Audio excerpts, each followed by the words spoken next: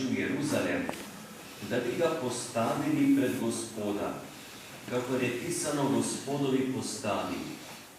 Vsak moški prvorojenec bodi posvečen Gospodu in da bi dali v daritev 2 grlici ali 2 golobčka, kakor je rečeno v Gospodovi postavi. In glej, bil je v Jeruzalemu mož, ki mu je bilo ime Simeon. Bil je pravičen in Boga boječ in je pričakoval Izraelovo tolažbo in Sveti Duh je bil z njim. Razodeto mu je bilo od Svetega Duha, da ne bo videl smrti, dokler ne bo videl Gospodovega mrziljenca.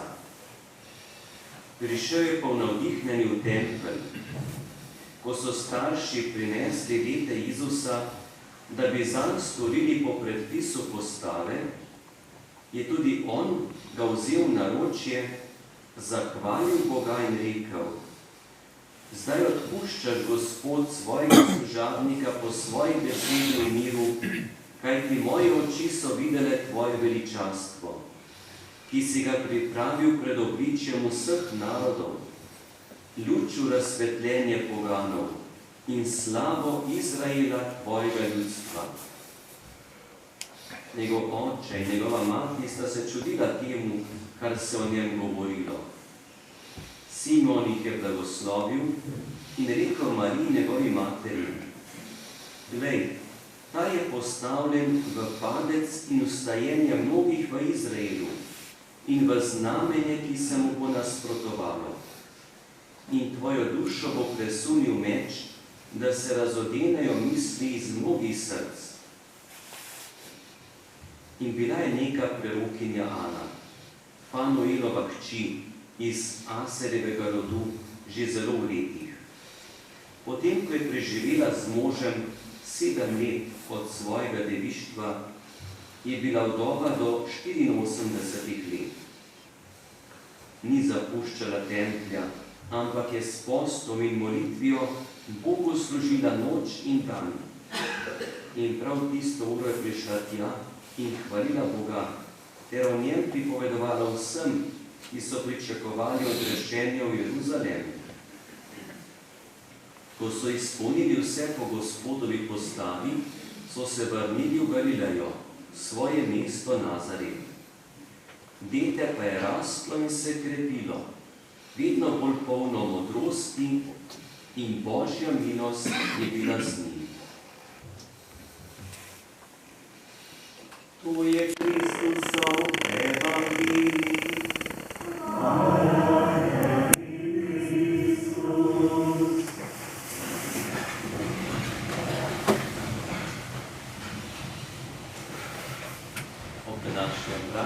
Ki ga letos obhajamo prav na nedeljo, bi dal v razmislek 3 stvari. Ena stvar je ime današnjega praznika, ki je Gospodovo darovanje.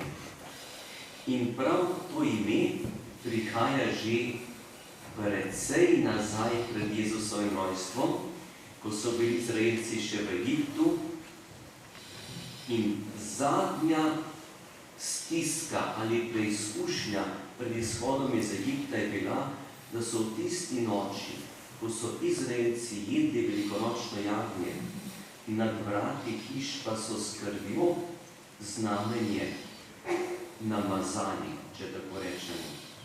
V tisti noči so vsi prvorojenci, to pomeni ljudje, pa tudi prvi mladiči od živali, pomrli, poginili. Razen pri Izraelcih so preživeli prvorojenci in vse živali so ostale žive. In takrat so Judje rekli, to je pa tako znamenje, taka moč, da čutimo tisti, ki je prvorojen ali prvenec pri živali, pripada Bogu. To je njegovo. In so iz drobnice od živali vse, kar je bilo prvo, darovali Bogu. To so dali v žgalno daritev. Za večje živali, prav prišer za osla je bilo potrebno darovati jagnje ali pa neko drugo manjšo žival, ker tam podelko je bilo že malo škoda. Čisti iz praktičnega razloga za preživetje se je šlo. Pri ljudeh je bilo prepovedano darovanje ljudi. Abraham je bil zaden in to je pokazatelj, otroka se ne daruje. Se ga pa postavi pred Gospoda, ker je od Boga, je njegov.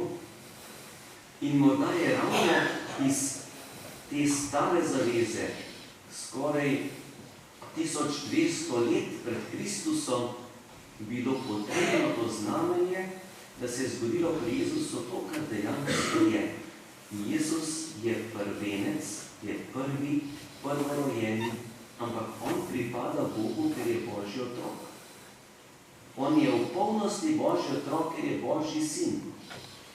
In Marija je sicer izpolnjevala predpis postave, zakonodajo in prinesla svojega sina, prvorojenega, v tempelj po 40 dnevih po rojstvu.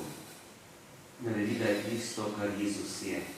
Tu je bil postavljen pred Gospoda. Če bi danes pogledali na našo krik življenja, bi lahko rekli, vsak, ki je prvi otrok, pripada Bogu. Z rojstvom lahko rečemo, vsak izmed nas pripada Bogu. Ampak tisti, ki je prvorojen, je bil po Mojzesovi postavi res izbran za Božjo službo. In če bi šli tako naprej po družinah, a veste, koliko je duhovnikov, redovnic. Vsak pa je tudi rojen iz družine. Bog izbira na svoj način. Ampak pojdimo k drugi stvari današnjega praznika. Kasneje je ta praznik dobil ime svečnica. In sveča, ki ima plamen svetlobo, je izuzeto tudi iz Božje besede, da je Jezus kot luč, ki je postavljen, da sveti, da razsvetljuje človeka in človeško pot, ravnanje, delo, mišljenje, odločitve. In sveča, če imamo mi svetlobo, plamen od sveče, samo takrat, kada je prižgana. Prižgana sveča, pa sama se uživa. Daruje se za okolico, sveča ne gori zase, vedno za druge, za tiste, ki so ob njej. In je to znamenje darovanja in človek, če želi v življenju nekaj imeti, imel to besedo, imeti, ima takrat, kadar daje in se podarja in daruje. To starši že opažate pri svojih družinah, svojih otrocih, koliko je darovanja in s tem tudi življenja svetlobe, luči, toplote, razumevanja. Ta tretja stvar, poleg imena Jezusovo darovanje ali ime svečnica, pa bi se dotaknil tega trenutka, ko sta bila tukaj v templju dva stara človeka. Dva stara človeka, ki sta bila v templju prisotna veliko. Za to staro ženico, 84 let staro, samo 7 let je bila poročena, potem je mož umrl. Ostala je sama, z otroke se nič ne ve. Kaj je počela ta vdova, potem pa že starka? Piše Božja beseda, da je bila v templju in je tam s prostotvijo Bogu služila noč in dan. Veste, kaj je to dolgo obdobje? Recimo, da se je poročila pri 20 letih, morda še malo prej. Pri 25, 27 je ostala sama.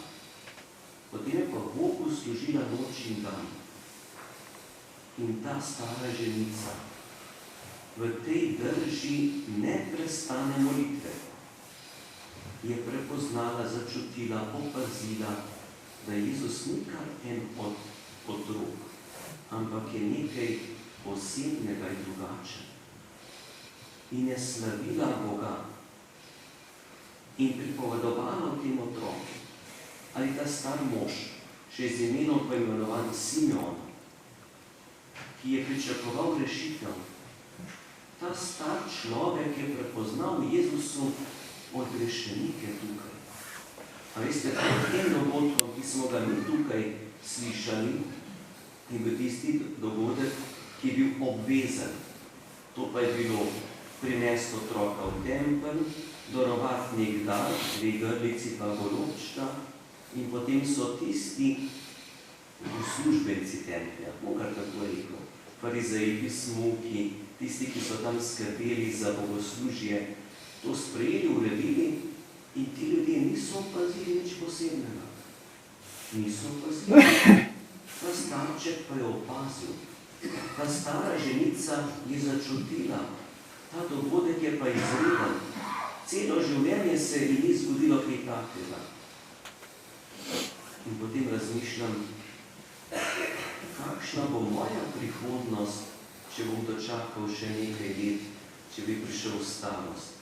Kakšna je poslanstvo drža starejšega človeka danes, v tem času, ki ga živimo? Ali ni to drža molitve, prošnje, zahvaljevanja? Starejši človek ni več aktivno vpet v življenje kot mlad človek, ki se izobražuje, hodi v šolo, se pripravlja na poklic, na delo, na skupno življenje. Človek v srednjih letih je aktiven, zato ker je pri življenjski moči. Starejši človek je dragocen, kadar je povezan z Gospodom. In v svoji drži življenja prosi za tistega, ki je mlad, aktiven, delaven, poln življenjske moči. Prosi za njega, da bi šel v pravi luči naprej, da bi sprejemal prave odločitve, da bi vztrajal v dobrem. In kakšen blagoslov je, da ima človek ob sebi starejšega človeka, ki je povezan z Gospodom. Kakor pravi Sveto pismo, ki noč in dan služi Bogu s postom in molitvijo. Post je darovanje, odpoved, daritev. Ampak tudi to je potrebno v življenju. Molitev, ki človeka vedno znova povezuje z Bogom. In ob tej misli starejšega človeka bi čisto tako iz lastne izkušnje povedal, kdaj vidim nekoga, ki celo življenje, že prej v času mladosti, ustvarjalnosti, je tak človek gojil molitev in povezanost, kako ta molitev ostaja, kot nekaj plemenitega. In človek ima neko vsebino, neko bogatstvo. In je težko, da tudi srečam kakšnega človeka, ki ta duhovni del življenja manjka. Ni bilo v življenju časa prej, ni bilo na to pozornosti, ni bilo nekaj čuta potrebnosti življenja po zakramentih, z molitvijo, s praznovanjem praznikov, ki se nas dotaknejo na duhovnem področju. Kaj ostaja starejšemu človeku, če se umakne ta čut presežnega in svetega, Božjega? Kaj lahko ta starejši človek da mlajšemu? Težko mi je v takih trenutkih, ker čutim, da nekaj manjka, nekaj praznega. Kot posoda, ki nima vsebine. Kakšna dragocenost je star človek, ki je skozi otroštvo, mladost in ustvarjalno dobo bil povezan z Bogom in to ohranja in še vedno živi in prosi za mlajše. Lahko bi rekli, kot ta stara ženica, noč in dan s postom in molitvijo. In ta tempelj ponavadi postane ena majhna sobica. Lahko v domu za ostarele ali v domači hiši. Tisti prostor življenja je tempelj tega človeka. In tam posvečuje svojo molitvijo ustvarjalnost ljudi, ki imajo še življenjsko moč. In tudi ti, da poprosijo za vero mlajših in ostalih zvesti Bogu. Naj bo ta praznik, ki ga danes obhajamo, praznik Jezusovega darovanja, priprosil za vse nas, da bomo mlajši ali starejši, da bi tudi mi verno Bogu služili. Zato vas povabim, da tudi skupaj izpovemo vero.